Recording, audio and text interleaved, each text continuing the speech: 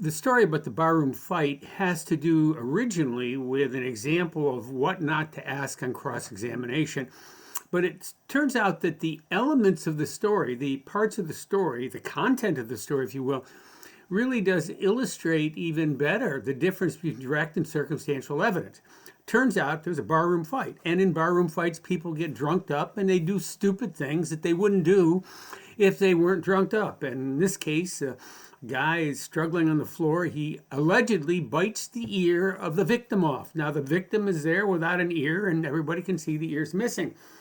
In trial, the individual who is a witness to this was asked a very simple question by the defense attorney. Did you see my client bite the ear of the victim off? And the person testified very clearly, no, I did not. And the question the person shouldn't have asked then was, well, how can you be so certain he did it?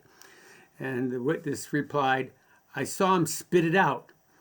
Now, remember that the investigatory question isn't, did he spit out an ear? The investigatory question would be, how was the ear removed from the victim's head?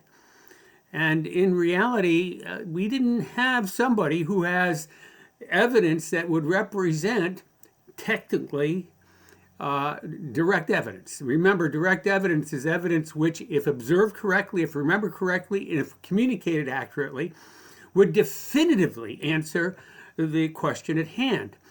In reality, I guess there may have been other ways. I don't want to speculate what they might be. Other ways the ear could have been removed, or at least found its way into the perpetrator's mouth. But for all practical purposes, it probably is pretty convincing he bit it off. But it illustrates the distinction between direct and circumstantial evidence.